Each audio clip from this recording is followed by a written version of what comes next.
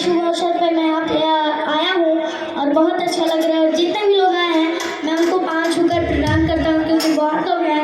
अगर जिनका नाम लूँगा तो बहुत लोगों का नाम है, तो नाम किसी का छूट भी सकता है, तो किसी को बुरा भी लग सकता है। इसीलिए जितने भी लोग आए हैं मैं उनको पाँव छूकर प्रणाम करता हूँ। और आप सभी के बीच मैं एक वंदन आप सभी को सुनाना चाहूँगा गणेश जी का। अगर अच्छा लगे तो एक बार आप सभी ताली बजा दीजिए। बेटा अच्छा तो लग रहा ही है, आप इतने लोगों का पाँव छू रहे हैं, सबके बदले हम आपका पाँव छू रहे हैं। और आप सब लोग बच्चे को एक जोरदार ताली से आशीर्वाद पहले दीजिए। देखिए पाँव छूना बस, चलो बेटा।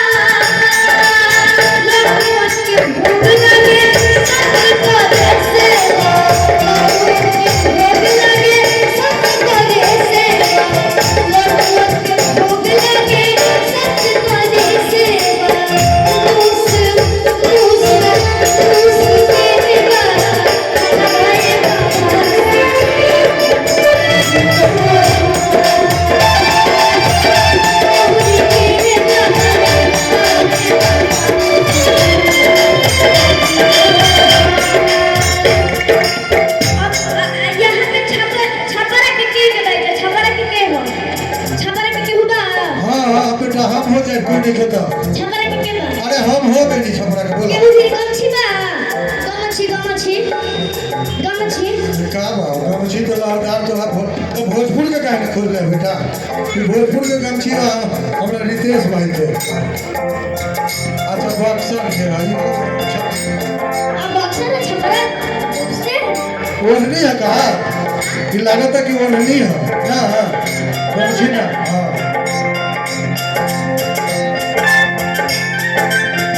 क्या बात है क्यों बेटा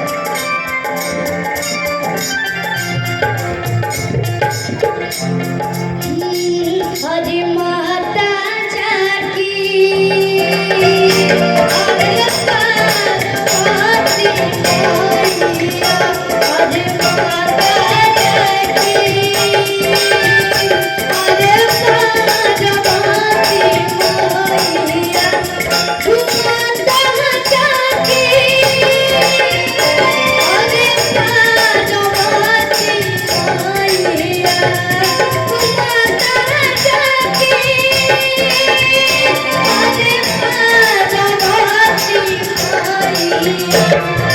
मैया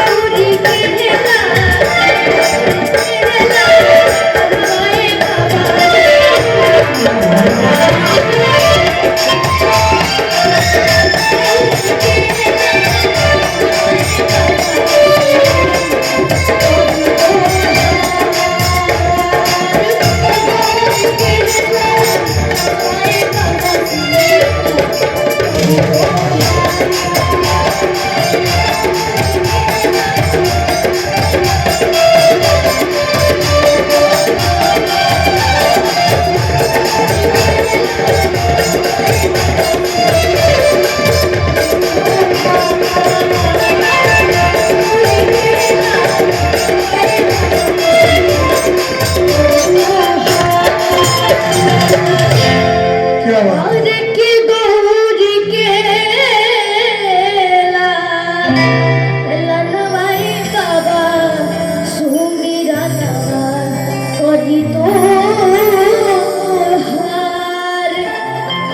क्या बात है बेटा।